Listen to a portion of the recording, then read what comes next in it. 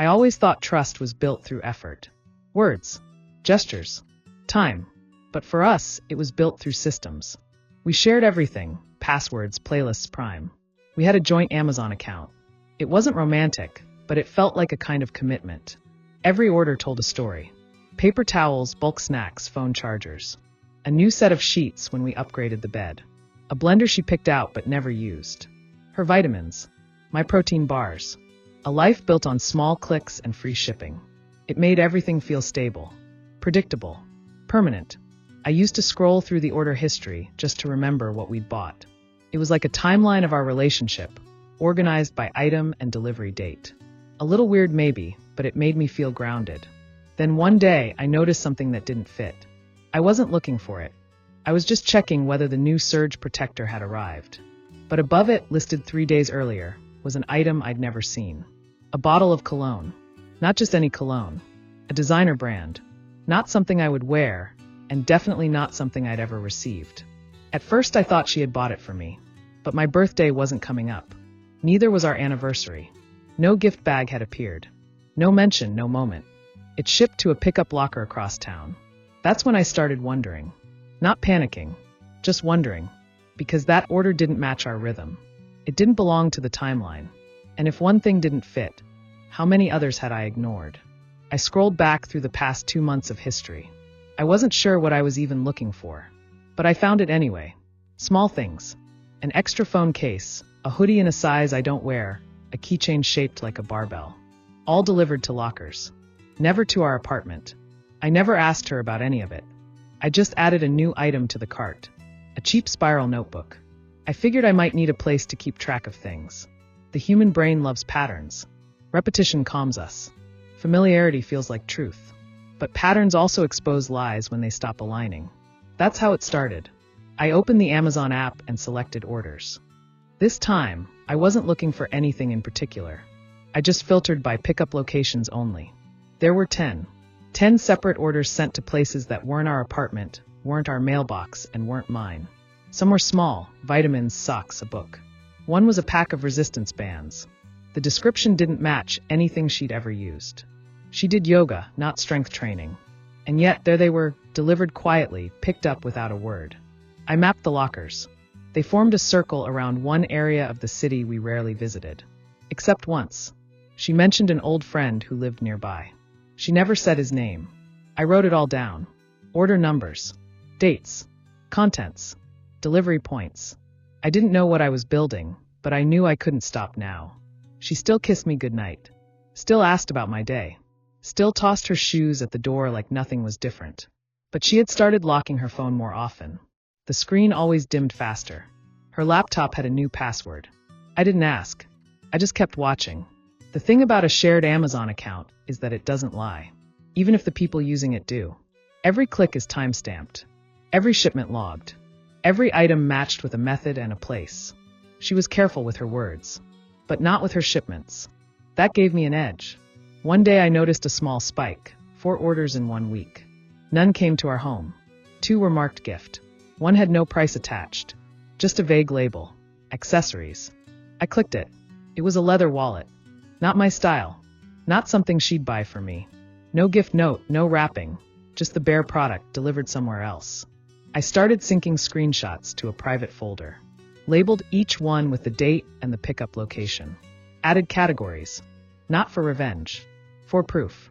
She must have assumed no one ever checks these things. That I was too busy or too trusting to notice. She was half right. I was trusting. Now I was observant. I didn't plan to go deeper. But I've learned that truth isn't found all at once. It arrives in pieces, and it waits until you're ready to see it. Her birthday was in early spring. Mine in the fall. But in late June, she told me she had plans. A birthday dinner for one of her friends. Girls only. She left in a black dress I'd never seen. Heels she claimed were borrowed. I stayed home. That same night, I got a shipping confirmation in my inbox. I'd forgotten I was still listed as the backup email on our Amazon account. She didn't notice. The subject line said, "Your package has been delivered." The order was labeled as gift set. I clicked it. Inside the order were 3 items. A stainless steel watch. A sci-fi book from a series she never read. A t-shirt men's size large. None of those things were for her. And none were for me.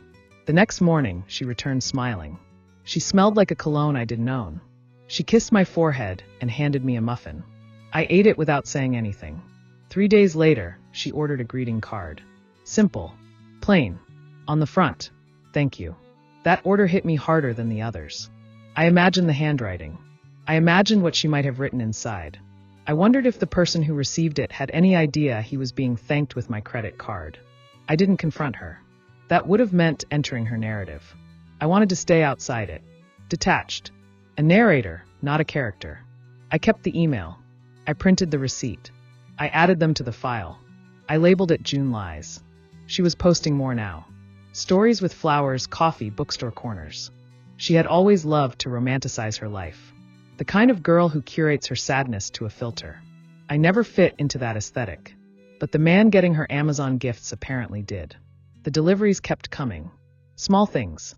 Cheap. But intentional. And all of them told me the same thing. I was not the one she was buying for anymore.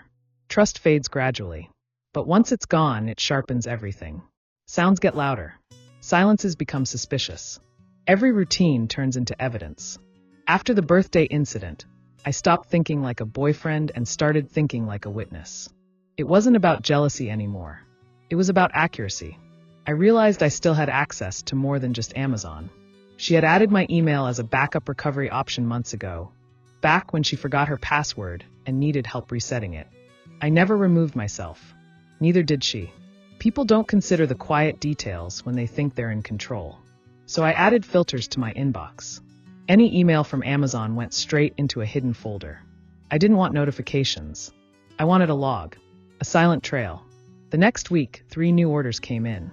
None were addressed to our apartment. One was marked gift wrap. Another shipped to the same locker 2 neighborhoods away. A third included a digital receipt. I clicked it. She used the credit card we'd opened together last year. My name was on the billing. She told me she couldn't chip in for groceries that week. Said she was short on tips. That night she ordered a bottle of whiskey I don't drink, and a pair of headphones I'd never seen. Both shipped same day. Both arrived before midnight. She smiled at me like nothing had happened. So I made a spreadsheet. Column A, order date. Column B, item name. Column C, delivery location. Column D, paid with. Column E, possible recipient. Column F, lying details. I wasn't planning to present it. I didn't need confrontation. But I needed context. I needed to understand just how far off the tracks we had drifted.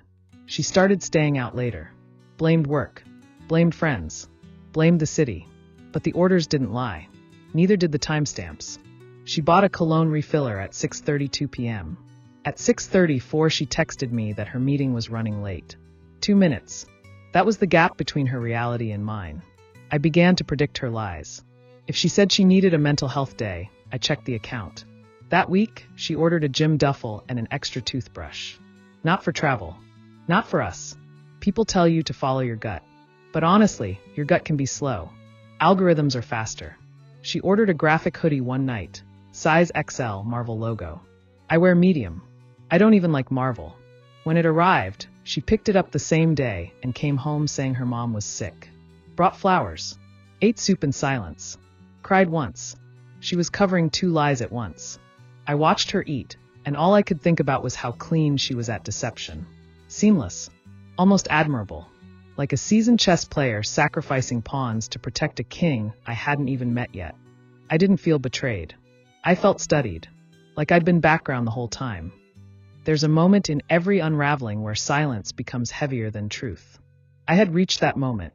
Every new order only confirmed what I already knew. She wasn't careful. She was just convinced I wasn't watching. But I was. I had enough now. Enough entries. Enough screenshots. Enough inconsistencies. The spreadsheet had over 40 rows. 2 separate delivery zones. 3 payment methods. Multiple clothing sizes. Every column painted the same picture. And I wasn't in it. So I made a plan. Not dramatic. Not loud. Just clean. I started with the cart. On our shared Amazon account, I added every item I recognized from her secret purchases. The hoodie. The whiskey. The leather wallet. I added them all into one neat, tidy cart and left the tab open on the browser she used most. Next, I ordered something for her. A bag of her favorite coffee beans. The expensive kind. The kind she always said she wouldn't buy for herself. I knew the flavor, the roast, even the brand she once said reminded her of a trip we never took. I added it to the order list and made sure it arrived while I was home. When the package came, I opened it. Then I left it on the kitchen counter. Unwrapped. In plain sight. No note. Just a delivery she couldn't explain. Then I changed the name on the Amazon account. Just one word. Something simple. Something quiet. Seen. She would log in and see it. No message.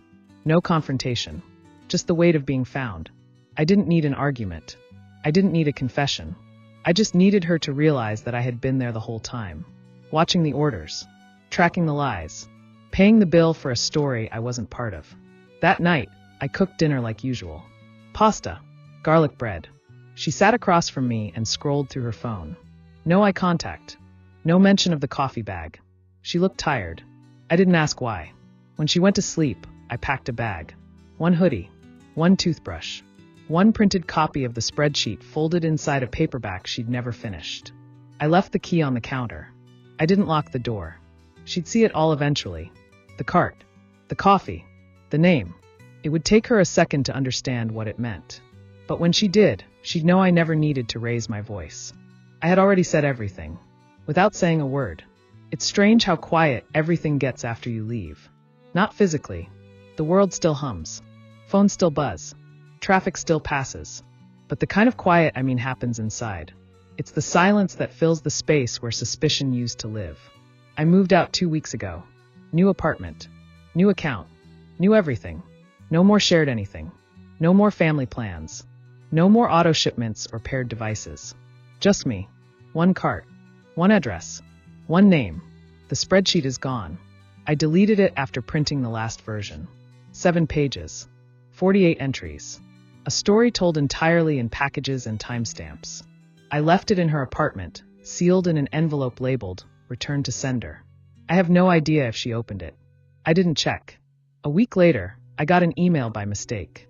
An old subscription, still tied to my name. It notified me that the shared account had been renamed again. It now read, "Please talk to me." I didn't reply. Instead, I cleared the cache, changed my passwords, started building something that didn't include shipping estimates or emotional logistics. I stopped refreshing the past. There were no tears, no final fight, no broken dishes or dramatic exits. There was only a man who noticed too much, and a woman who thought orders didn't leave a trail. But they do. And that's the part no one thinks about when they lie through systems, when they hide behind automation, when they assume routine means ignorance. The truth isn't loud. It arrives in a cardboard box, stamped and paid for. Sometimes with your name on it, and sometimes not.